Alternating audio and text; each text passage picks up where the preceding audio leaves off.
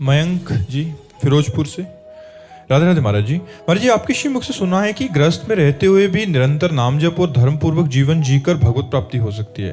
महाराज जी, मैंने आपके जीवन के बारे में भी सुना है कि आपका जीवन अत्यंत कठिन रहा है, भिक्षा से जीवन यापन और कठोर तपस्या रही है, जबकि आप चाहते तो गृहस्थ में रहकर भी भजन कर सकते। तो मेरा जिज्ञासा है कि जब गृहस्थ में रहकर ही भजन संभव है तो अनेक संतजन संन्यास मार्ग क्यों अपनाते हैं और इतना कष्टपूर्ण जीवन क्यों जीते हैं? हाँ, क्योंकि गृहस्थ में रहकर आप स्वयं भगवत प्राप्ति कर सकते हैं, लेकिन दूसरों को कराने की सामर्थ्य आप में नहीं है।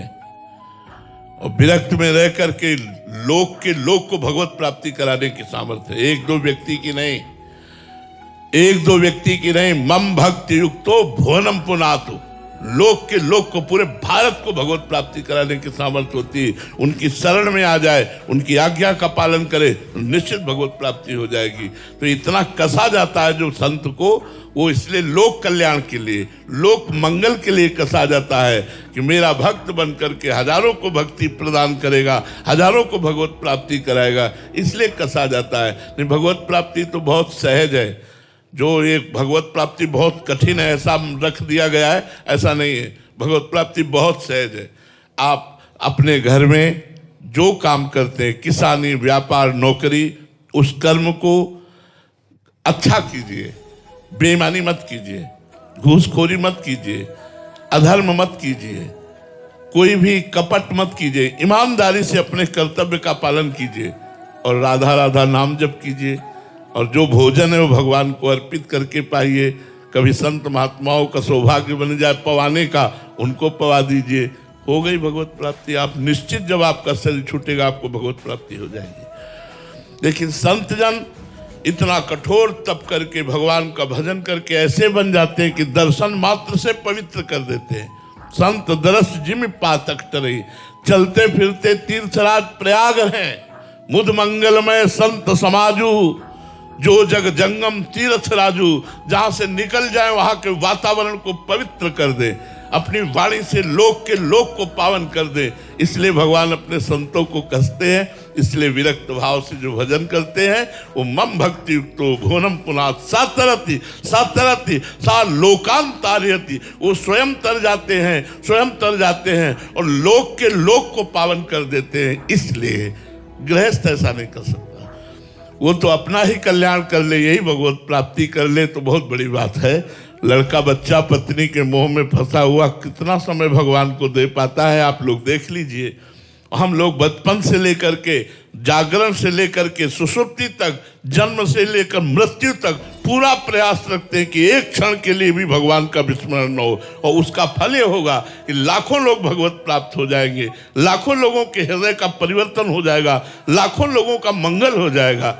इसलिए भगवान संत को कसते हैं और ये संत मार्ग जगत पावन के लिए है।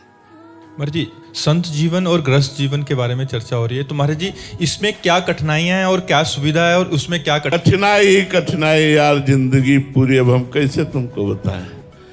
जब 5 किलो अन्न पाने की जरूरत थी तो 5 कवल अन्न नहीं मिला। 5-5 दिन, 7-7 दिन भूख से व्याकुल होकर बालू खाई। संसार की तरफ आकर्षण था तो संसार नहीं, गंगा का किनारा, वही झाड़, वही बालू, वही गंगा जी। क्या हृदय में माँ का प्यार हमें नहीं चाहिए? क्या हमें पिता का प्यार नहीं चाहिए? क्या हमें संसार का सुख नहीं चाहिए? कुछ नहीं, सब में आग लगा करके पूरा जीवन ऐसे, तब वो जगत पावन करने वाला जीवन बनता है। और गृहस्थी में जब तुम्हें भूख लगी भोजन पा लिया, जब तुम्हें काम सताया पत्नी है, जब तुम्हें मोह सताया पुत्र है, जो तुम्हें मनोरंजन चाहिए रुपया है, सब, तो बहुत जमीन आसमान का अंतर है, बहुत जमीन आसमान का अंतर है। कोई खिलवाड़ नहीं, बाबागिरी। जो संत मार्ग वो खिलवाड़ नहीं। हाँ, बैलेंस बना के चले वो बात अलग की बात है, लेकिन अगर असलियत में संत मार्ग में चले तो खाड़ की धार पर चलने की बात कही। भूख से व्याकुल होकर बालू खाइए, बालू, तब एक संत का मर जाओगे, तुम्हारी आंतें कट जाएंगी अगर ऐसे रहोगे। संसार से नहीं मिलना, किसी के घर मांगने नहीं जाना, मुझे गांव में नहीं घुसना, बस एकांत गंगा का किनारा 20 वर्ष। तो संत जीवन बनाने के लिए अपने को तपाना होता है, कसना होता है, झोंकना होता है कष्टों में। आज जब हमारे खाने की व्यवस्था है तो भोजन करने लायक नहीं रहे, किडनी फेल हो गई। जब खाने लायक थे तो भोजन नहीं था।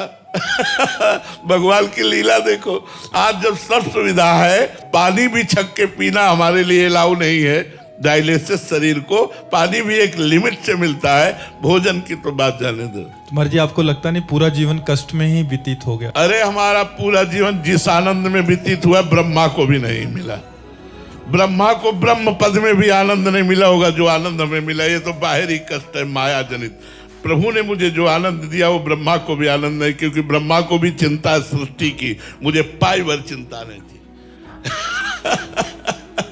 चाह बिटी चिंता बिटी मनुआ बेपरवाह, जिनको कछु न चाहिए वो साहन के साह।